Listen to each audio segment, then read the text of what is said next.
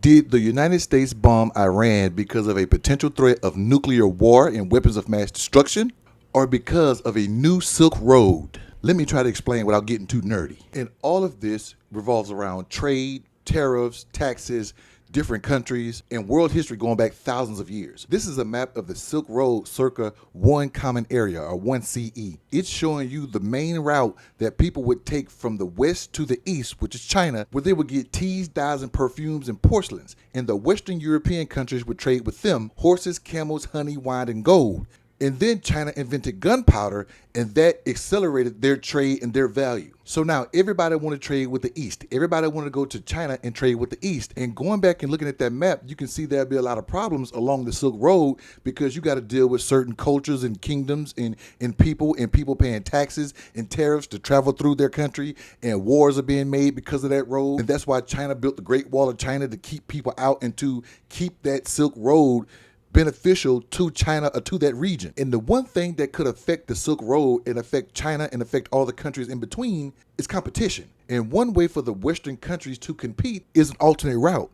So they decided to go around the Silk Road, which meant going around Africa and just trying to find a different route to the east, so that they don't have to deal with all the wars and tariffs and taxes to go through the land. And for a long time, European powers, to include the British, had control of the Cape of Good Hope down in South Africa. They had control of those waterways, and they had a large navy. And whomever has a large navy can control the world, because they got a large navy. And this is also where Christopher Columbus comes in and wants to find a different route to China. Instead of going around Africa, he wanted to go around the world, hoping he would find a shorter route. That's where the history plays into all of this. Okay, now let's fast forward. Looking at this map here, you see how the West trade with the East for the most part on land, air, and sea. I want you to pay attention to the Middle East in the Saudi Arabia area of the map, because now we're not just going around Africa. We're not just going through the land, but we also built the Suez Canal. There's other different paths to take now to get to China and to get to the West, shortening the distance. In 2013, China started the One Belt, One Road initiative. Their aim was to invest in infrastructure projects across 150 countries, enhancing trade routes and economic ties. In other words, a new Silk Road. And the reason why they're doing it is because they no longer control the seas. They don't control those ports. The Western powers control those ports. So how do you get around those ports? You go back to the old way of doing things. You go back through those countries, Near East, Middle East, and East countries that have a problem with the West and some of the NATO allies and things like that, like Russia, India, every now and then Pakistan or whatever, China, North Korea, some of those countries that we have an issue with. Let's partner with them. The enemy of my enemy is my friend. Let's partner with those countries and build a new Silk Road. That way we can still trade with the West and not have to use the European powers to do so.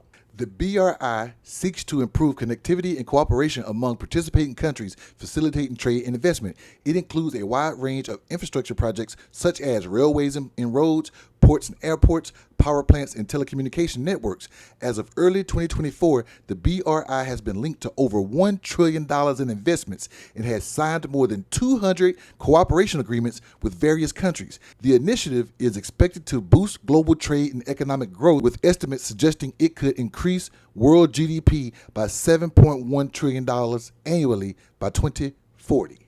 But what is going on here? Why am I doing this post? Because you got to go back to the old adage, que bono, who benefits? Every country in the world wants that $7.1 trillion in GDP, or at least they want most of it. If it's a global GDP, they want most of it to come to their country, to include the United States. Is that one reason why we bombed Tehran? Because the BRI goes through Tehran. And looking at a wider shot of that map again, Tehran seems to be the central hub to get Eastern goods over to the West.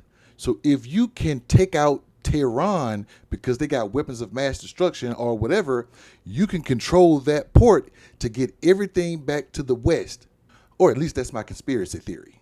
So now the question becomes, is Donald Trump and the Trump administration correct or right for securing America's best interest by bombing Tehran because of WMDs or because of this Belt, One Road initiative? Time would tell to the answer to that.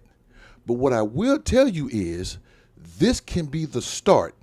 That bombing could be the start or the spark that caused not just a trade war, but a hot trade war.